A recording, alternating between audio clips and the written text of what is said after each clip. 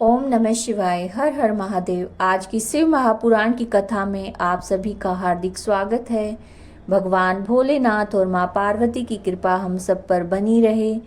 आज की शिव महापुराण की कथा में आप सुनेंगे विष्णु द्वारा तुलसी के शील हरण का वर्णन और कुपित हुई तुलसी द्वारा विष्णु को शाप, शंभु द्वारा तुलसी और शालिग्राम शिला के महात्म का वर्णन करना। फिर व्यास जी के पूछने पर सनत कुमार जी ने कहा, महर्षि, रणभूमि में आकाशवाणी सुनकर जब देवेश्वर शंभु ने श्री हरि को प्रेरित किया, तब वे तुरंत ही अपनी माया से ब्रह्मांड का वेश धारण करके शंखचूड़ के पास जा पहुंचे और उन्होंने उससे परम उत्कृष्ट कवच मांग लिया। फिर शंखचूड़ का रूप बनाकर वे तुलसी के घर की ओर चले। वहां पहुंचकर उन्होंने तुलसी के महल के द्वार के निकट नगारा बजाया और जय जयकार से सुंदरी तुलसी को अपने आगमन की सूचना दी। उसे सुनकर सती साध्वी तुलसी ने बड़े आदर के साथ झरोखे के रास्ते राजमार्ग की ओर झांका और अपने पति को आया जानकर परम आनंद में निमग्न हो गई। उसने तत्काल ही ब्राह्मणों को धन दान करके उनसे मंगलाचार कराया, फिर अपना श्रृंगार किया। इधर देवताओं का कार्य सिद्ध करने के लिए माया से शंखचूड़ का रूप धारण करने वाले भगवान विष्णु रथ से उतरकर देवी तुलसी के भवन में गए। तुलसी ने पति रूप में आए हुए भगवान का पूजन किया और बहुत सी बातें उनसे की। तदंतर उनके साथ रमण किया। तब उस साध्वी ने सुख, सामर्थ्य और आकर्षण में व्यतिक्रम देखकर सब पर विचार किया और संदेह उत्पन्न होने पर वह तू कौन है यूं डांटती हुई बोली। तुलसी ने कहा, दुष्ट, मुझे शीघ्र बतला कि माया द्वारा मेरा उपभोग करने वाला तू कौन है। तूने मेरा सतीत्व नष्ट कर दिया है, अतः मैं अभी तुझे शाप देती हूँ।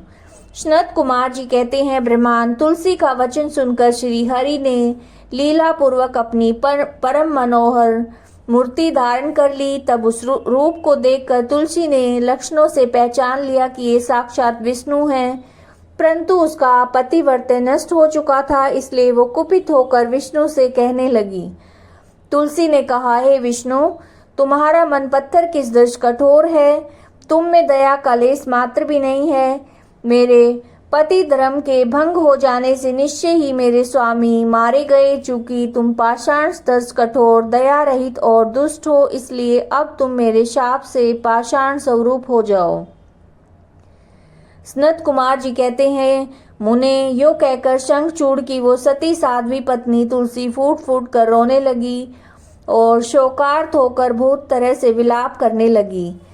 इतने में वहां भक्त वत्सल भगवान शंकर प्रकट हो गए और उन्होंने समझा कर कहा, देवी, अब तुम दुख को दूर करने वाली मेरी बात सुनो और श्री हरि भी मन से उसे श्रवण करें, क्योंकि तुम दोनों के लिए जो सुख कारक होगा वही मैं कहूँगा।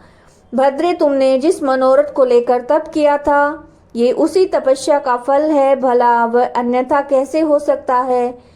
इसलिए तुम्हें उसके अनुरूप ही फल प्राप्त हुआ है। अब तुम इस शरीर को त्याग कर दिव्य देह धारण कर लो और लक्ष्मी के समान होकर नित्य श्री हरि के साथ विहार करती रहो।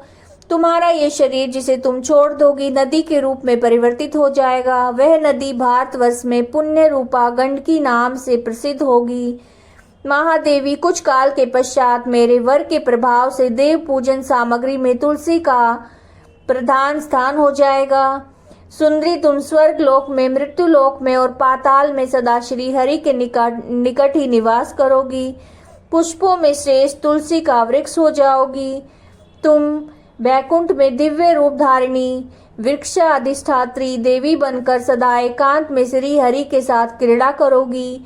उधर भारतवर्ष में जो नदियों की अधिष्ठात्री देवी होंगी, वह परम पुण्य प्रदान करने वाली और श्री हरि के अंशभूत लवण सागर की पत्नी बनेंगी, तथा श्री हरि भी तुम्हारे शापवश पत्थर का रूप धारण करके भारत में गंडकी नदी के जल के निकट निवास करेंगे। वहां तीखी डाढ़ों वाले करोड़ों भयंकर कीड़े उस पत्थर को काट कर उसके मध्य में चक्र का आकार बनाएंगे। उसके भेद से वो अत्यंत पुण्य प्रदान करने वाली शालिग्राम शिला कहलाएगी और चक्र के भेद से उसका लक्ष्मी नारायण आदि भी नाम होगा। विष्णु की शालिग्राम शिला और वृक्ष स्वरूपणी तुलसी का समागम सदा अनुकूल और बहुत प्रकार से पुण्य की वृद्धि करने वाला होगा। भद्रे, जो शालिग्राम शिला के ऊपर से तुलसी पत्र को दूर करेगा उसे जन्म जन्मांतर में स्त्री वियोग की प्राप्ति होगी, तथा जो शंख को दूर करके तुलसी पत्र को हटाएगा वह भी भार्याहीन होगा और 7 जन्मों तक रोगी बना रहेगा। जो महाज्ञानी पुरुष शालिग्राम शिला, तुलसी और शंख को एकत्र रखकर उनकी रक्षा करता है वो श्री हरि का प्यारा होता है। सनत कुमार जी कहते हैं, व्यास जी, इस प्रकार शंकर जी ने उस समय शालिग्राम शिला और तुलसी के परम पुण्यदायक महात्म का वर्णन किया। तत्पश्चात वे श्री हरि को तुलसी को आनंदित करके अंतर्ध्यान हो गए। इस प्रकार सदा सत्पुरुषों का कल्याण करने वाले शंभु अपने स्थान को चले गए। इधर शंभु का कथन सुनकर तुलसी को बड़ी प्रसन्नता हुई। उसने अपने उस शरीर का परित्याग करके दिव्य रूप धारण कर लिया।